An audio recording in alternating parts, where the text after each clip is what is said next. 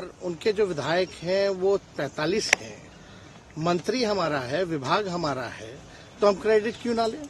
और यही मुख्यमंत्री जी जो 2020 के चुनाव में कहते थे कहां से पैसा लाएगा, कहां से नौकरी देगा, तो हमने, आपको पता होगा कि हमारी जो सरकार बनी थी इनके नेतृत्व में वो 9 अगस्त 2022 में बनी थी और 15 अगस्त को मुख्यमंत्री जी ने ऐलान किया था। ये किसका विजन था, ये किसकी सोच थी।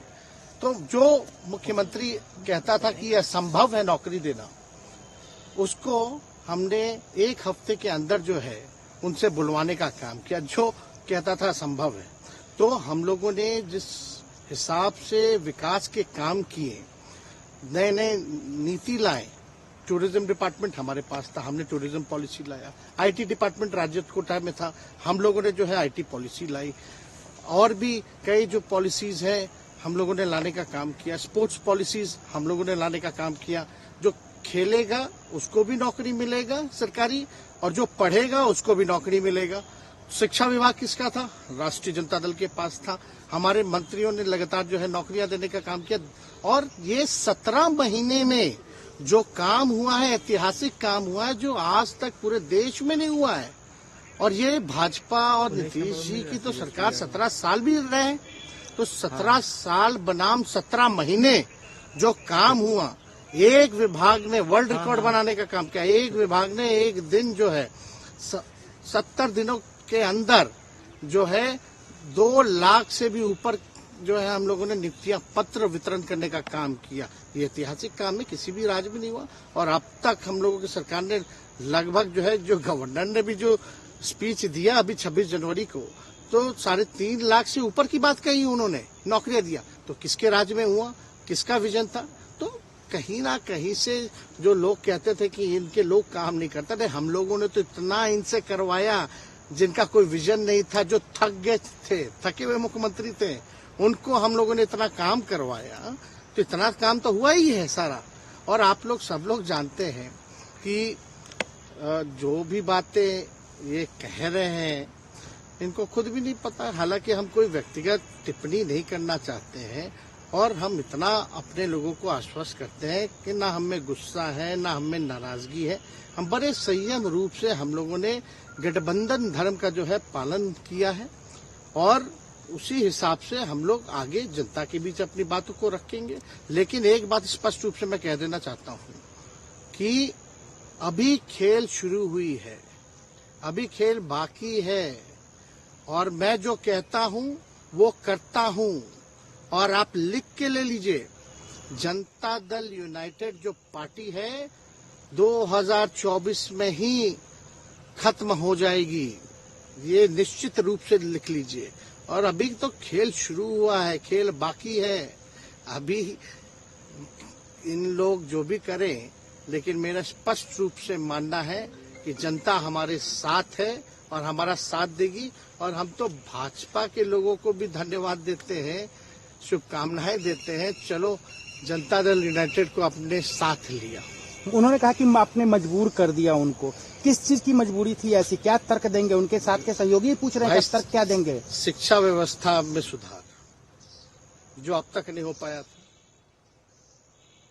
क्वालिटी ऑफ एजुकेशन, चिकित्सा में अस्पतालों को बेहतर करना, रोजगार देना, आर्थिक न्याय देना, स्वयं सहायता समूह के मानदेय को दुगुना कराना, पॉलिसीज लाना।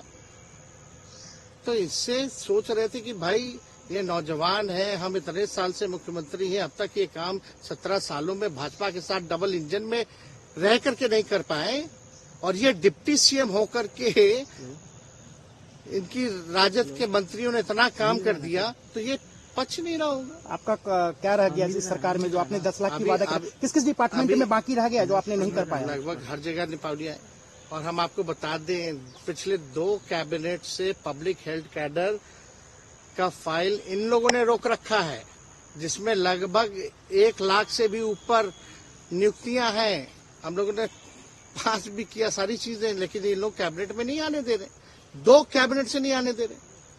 चाहे आशा वर्कर का भी है, ये भी आने वाला है जल्दी। तो हम लोग तो देखिए काम में विश्वास रखते हैं। हम लोग तो रात रात भर घूम करके छापा भी मारने का काम किया है। कहीं कमी हो तो उसको दुरुस्त करने का काम किया है, ईमानदारी से काम किया, धर्म निभाया। लेकिन अभी तो खेला बाकी है। आज भले ही लोग ओथ ले लें, लेकिन कितना दिन ये लोग रहेंगे, इनको कुछ नहीं। जनता के बीच में आप क्या कह कर जाएंगे, क्योंकि आपने बड़ा सही, आपने जैसा ने कहा कि संयम बरते, आपके तरफ से अभी तक कुछ नहीं कहा गया, सरकार गिर गई, तो अब आप क्या कहेंगे, क्योंकि लोग तो आपसे उम्मीद लगाए रखे थे। सरकार हम लोगों ने बड़े उम्मीदों के साथ बनाया था, और किस उद्देश्य के साथ बनाया था वो नीतीश कुमार जी ने आपको उस समय बताने का भी काम किया।